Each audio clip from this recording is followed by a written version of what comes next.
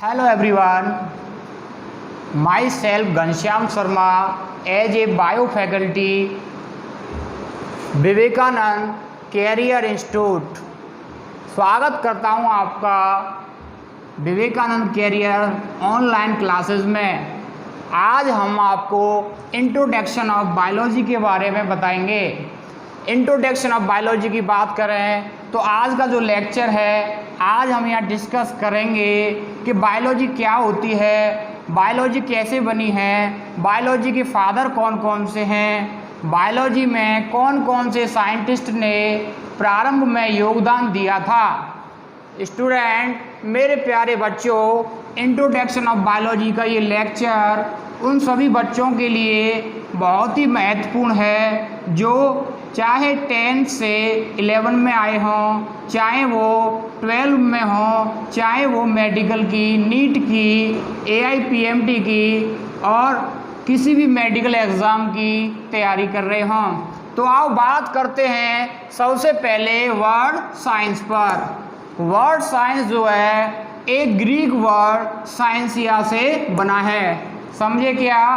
Word science एक Greek word है जिसका नाम है साइंसिया, इससे बना है। साइंसिया की मीनिंग क्या होती है? टू नो या नॉलेज, यानी कि जानना। बच्चों, संसार में जो भी घटनाएं घटित होती हैं उनका क्रमबद्ध तरीके से अध्ययन करना या उनके बारे में जानना क्या होता है? साइंस बोला जाता है। अब बात करते हैं बायोलॉजी की कि जो बायोलॉजी वर्ड है वो ग्रीक वर्ड, दो ग्रीक वर्ड से मिलकर बना है। पहला वर्ड है बायोस, इसका मीनिंग होता है लाइफ। दूसरा वर्ड है लोगोस, लोगोस का मतलब क्या होता है? स्टडी, यानी कि लाइफ की स्टडी, मतलब जीवन का अध्ययन या फिर जीवों का अध्ययन। अब बात कर लेते हैं बायोलॉजी पर, बायोलॉजी की डेफिनेशन पर। क्या होती है बच्चों बायोलॉजी की definition? Biology is the branch of science. Biology science की शाखा है जिसमें in which we study about of living organism. हम क्या करते हैं? इसमें जीवधारियों की स्टडी करते हैं। It is science of life, यानी कि ये जीवन की क्या है? साइंस है। तो बायोलॉजी क्या है बच्चों? जीवन की साइंस है जिसमें हम लिविंग ऑर्गेनिज्म की स्टडी करते हैं और ये साइंस की ही ब्रांच मानी जाती है। अब बात कर लेते हैं कि जो बायोलॉजी है उसके फादर कौन हैं। बायोलॉजी के फादर अरिस्टोटल हैं, जिन्हें अरस्तु भी बोला जाता है। इन्होंने क्या किया था बच्चों? इन्होंने 500 डिफरेंट एनिमल की स्टडी की थी और 500 डिफरेंट एनिमल की स्टडी करके उनके कैरेक्टरिस्टिक्स को एक बुक में लिखा था, जिस बुक का नाम क्या है? उस बुक का नाम हिस्टोरिया एनिमेलियम है। तो बच्चों, कौन सी बुक अरिस्टोटल ने लिखी थी? उसका नाम है हिस्टोरिया एनिमेलियम। ये ऑब्जेक्टिव क्वेश्चन में पूछा जाता है जब भी मेडिकल का एग्ज़ाम होता है, चाहे वो नीट हो या फिर कोई भी एग्ज़ाम हो, उसमें इस बुक का नाम पूछा जाता है। इसलिए आप अच्छे से इस बुक का नाम ध्यान रखना। तो फादर ऑफ बायोलॉजी कौन है? अरिस्टोटल हैं। क्यों हैं? मैंने आपको बता दिया है। इन्होंने क्या किया था? 500 यानी 500 डिफरेंट प्लांट एनिमल्स की स्टडी की थी और उनके कैरेक्टरिस्टिक्स को इस बुक में लिखा था, इसलिए इन्हें फादर ऑफ बायोलॉजी बोला जाता है। अब बात कर लेते हैं बच्चों, टर्म बायोलॉजी किसने दिया था? टर्म बायोलॉजी लेमार्क, जो कि फ्रांस के वैज्ञानिक थे, फ्रांस के साइंटिस्ट थे, और ट्रिविनेरस थे जो कि जर्मनी के साइंटिस्ट थे। इन दोनों ने मिलके बायोलॉजी टर्म को दिया था। ओके, समझ में आ रहा है बेटा? क्लियर है क्या बेटा? टर्म बायोलॉजी किसने दिया था? लेमार्क और ट्रेविरेनस ने दिया था।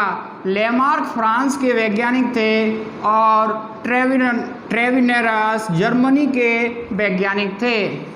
अब बात कर लेते हैं बेटा, बायोलॉजी कितने पार्ट में डिवाइड किया जाता है? बायोलॉजी को पहले 2 पार्ट में डिवाइड किया जाता था। पहला पार्ट बॉटनी और दूसरा पार्ट जूलॉजी। लेकिन अब प्रेजेंट टाइम में बायोलॉजी को 3 पार्ट में डिवाइड किया जाता है। पहला पार्ट है बॉटनी, दूसरा पार्ट है जूलॉजी, तीसरा पार्ट है माइक्रोबायोलॉजी। अब बात कर लेते हैं सबसे पहले पार्ट पर, बॉटनी पर। बच्चों, बॉटनी एक ग्रीक वर्ड बॉटने से बना है, जिसकी मीनिंग होता है प्लांट्स। पेड़ पौधों का अध्ययन इसमें किया जाता है। पेड़ पौधों के बारे में जानना क्या बोला जाता है? बॉटनी बोला जाता है। और बॉटनी वर्ड की उत्पत्ति एक ग्रीक वर्ड बॉटने से हुई है। अब बात कर लेते हैं बच्चों कि जो बॉटनी है उसके फादर कौन हैं? बॉटनी के फादर थियोफ्रास्टस हैं। ये भी बच्चों अरिस्टोटल के स्टूडेंट थे। इन्होंने सोचा कि हमारे गुरुजी ने 500 एनिमल्स पर स्टडी की है, तो हम भी कोई एक योगदान दें और हमारा भी नाम प्रसिद्ध हो जाए। तो थियोफ्रास्टस ने क्या किया था?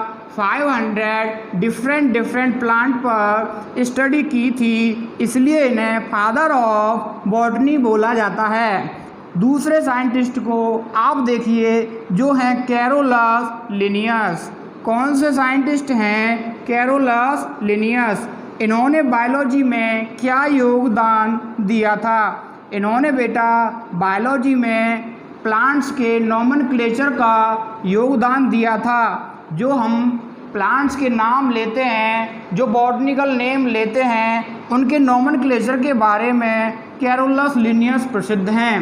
ये भी क्वेश्चन ऑब्जेक्टिव क्वेश्चन के रूप में मेडिकल एग्जाम में पूछा जाता है। इन्हें मॉडर्न फादर ऑफ बॉटनी भी बोला जाता है। तो कौन से हैं बेटा मॉडर्न फादर ऑफ बॉटनी? वो हैं कौन? Carolus Linnaeus. इन्होंने एक बुक लिखी थी, उस बुक का नाम सिस्टेमा नेचुरी है। अब बात कर लेते हैं जूलॉजी पर। जूलॉजी वर्ड जो ग्रीक वर्ड जून से बना है, जिसका मीनिंग होता है एनिमल्स। बच्चों, जंतुओं का जो अध्ययन किया जाता है, यानी कि स्टडी ऑफ एनिमल्स, यानी कि जूलॉजी में क्या किया जाता है? एनिमल्स का स्टडी किया जाता है। इसके फादर पे बात कर लेते हैं। इनके जो फादर हैं वो अरिस्टोटल ही थे। यानी कि बायोलॉजी के फादर कौन होते हैं? अरिस्टोटल या अरस्तु। और जूलॉजी के भी फादर अरिस्टोटल ही बोले जाते हैं। ये भी क्वेश्चन नीट के एग्ज़ाम में ऑब्जेक्टिव क्वेश्चन के रूप में पूछा जाता है। अब बात कर लेते हैं माइक्रोबायोलॉजी पर। माइक्रोबायोलॉजी भी 3 ग्रीक वर्ड से मिलकर बनी है। पहला ग्रीक वर्ड माइक्रोब्स होता है, दूसरा ग्रीक वर्ड बायोस होता है और तीसरा ग्रीक वर्ड लॉगस होता है। माइक्रोब्स की मीनिंग वेरी स्मॉल होता है और बायोस की मीनिंग लाइफ होता है और लॉगस की मीनिंग स्टडी होता है। यानी कि छोटे छोटे जो जीव माइक्रो ऑर्गेनिज्म होते हैं, जिनका साइज 1 माइक्रोन से नीचा होता है, जिन्हें हम अपनी सिंपल आईज से नहीं देख सकते, जैसे बैक्टीरिया है, माइकोप्लाज्मा है, वायरस है, इनकी स्टडी करना माइक्रोबायोलॉजी बोला जाता है। माइक्रोबायोलॉजी में हम किसकी स्टडी करते हैं बच्चों? माइक्रोबायोलॉजी में हम माइक्रो ऑर्गेनिजम्स की स्टडी करते हैं।